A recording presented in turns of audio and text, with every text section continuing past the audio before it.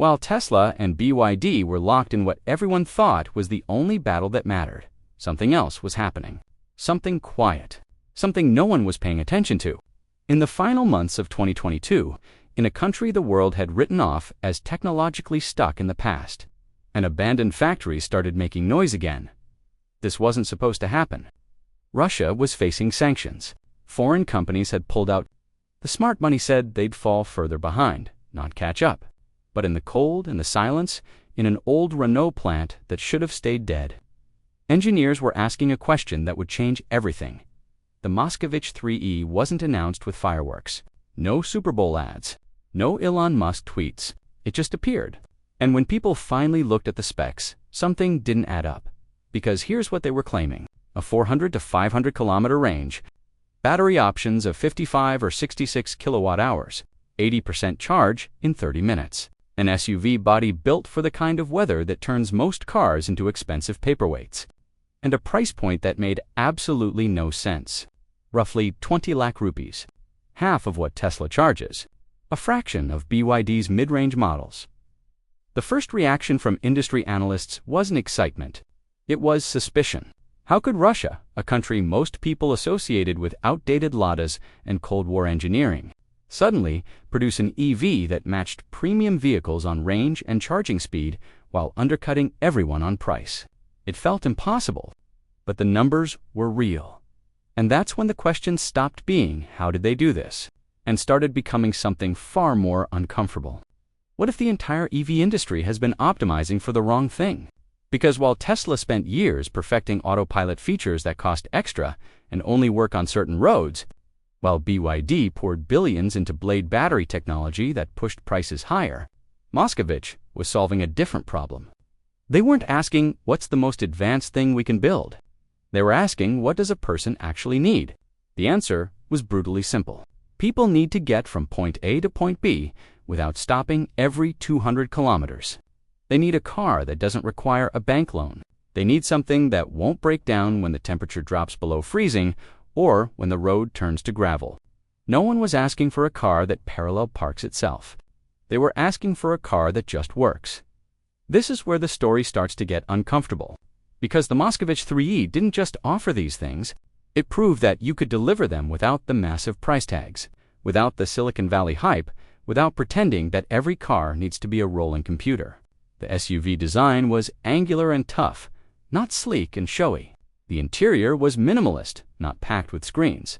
The 193 horsepower motor delivered instant torque and 0 to 100 in 8 seconds, which is respectable by any standard, but Moscovich wasn't bragging about it. They just listed it in the specs and moved on. And here's what no one saw coming. That simplicity, that focus on practical performance over flashy features, that was the weapon. Because when you strip away the unnecessary tech and the luxury branding, you expose how much money Tesla and BYD were charging for things most customers didn't want in the first place. But this only matters once you see what happened next. Because Russia wasn't just building a cheap EV, they were making a statement. After the Ukraine war, after the sanctions, after every Western company pulled out and every expert said they'd collapse, Russia took that pressure and turned it into fuel. The Moscovich 3E became a declaration, not through press releases or marketing campaigns, but through the car itself. It's the same story as the Kalashnikov rifle. Simple, reliable, built for the harshest conditions. No pretense. And it works when everything else fails. The Moscovich 3E was engineered for Russian winters. For roads that would destroy a Tesla. For drivers who can't afford to wait hours at charging stations. It was practical to the point of being revolutionary. And that's the trap Tesla and BYD walked into. They spent years building for the premium segment, convincing themselves that's where the future was. They created EVs as status symbols, as tech showcases, as aspirational products for the wealthy. Meanwhile, billions of people in India, Africa, South America, and Eastern Europe were watching this EV revolution and thinking, this isn't for us, until now. Because if Moscovich can scale production, if they can navigate international exports, if they can deliver this vehicle to emerging markets at this price point, the entire map changes. Suddenly, the biggest EV companies in the world aren't just competing on technology. They're competing on value. Real value, the kind you measure in whether a family can actually afford the car, not whether it has a dog mode. Analysts are already calling it a wake-up call. Some are going further. They're saying Tesla and BYD can't ignore this, because once customers realize they can get 400 kilometers of range, fast charging, and proven durability for half the price, the brand loyalty starts to crack. The premium features stop justifying the premium cost, and the companies that built their empires on luxury tech suddenly have to defend territory they thought was safe. This is Russia's silent message to the world. You sanctioned us. You dismissed us. You assumed we'd fade away. Instead, we've built something that exposes how much you've been overcharging. We didn't need your factories or your technology or your approval. We just needed to remember what actually matters. The global EV market is splitting into two worlds. One where companies chase luxury buyers with million-dollar R&D budgets and cars priced like smartphones. And another where companies ask what the average person can afford and what they actually need to live their lives. For years, everyone assumed the first world was the only one that mattered. The Moscovich 3E is the moment that assumption starts to fall apart. Because when historians look back at this era, they won't just remember Tesla's rise or BYD's battery innovations. They'll remember the moment an underdog, written off and isolated, quietly entered the race and forced everyone to rethink what an electric vehicle should actually be. Not a status symbol, not a tech demo, just a car that gets you where you need to go without breaking you financially.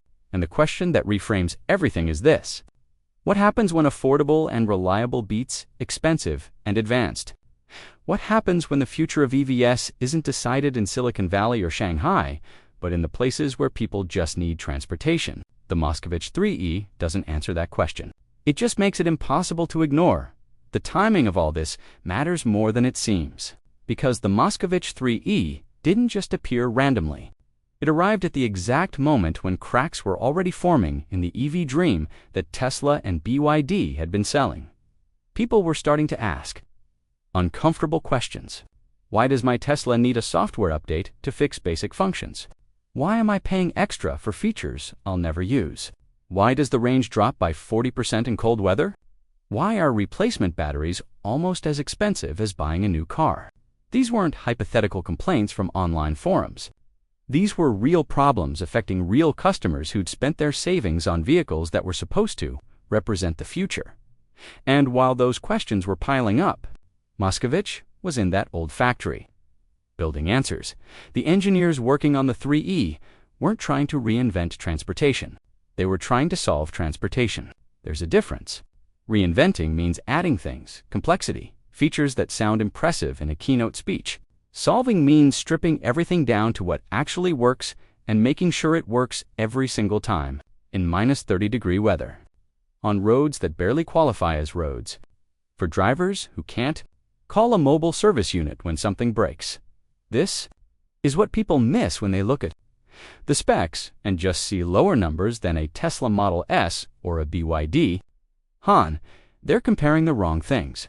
The Moscovich 3E wasn't built to compete with luxury sedans.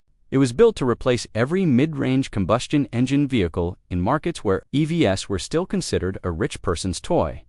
And here's where it gets interesting, because Russia had an advantage nobody talks about.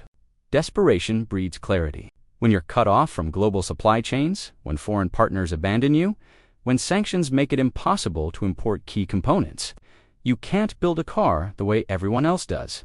You have to simplify. You have to localize. You have to make sure every single part can be sourced, manufactured, and replaced without depending on anyone else.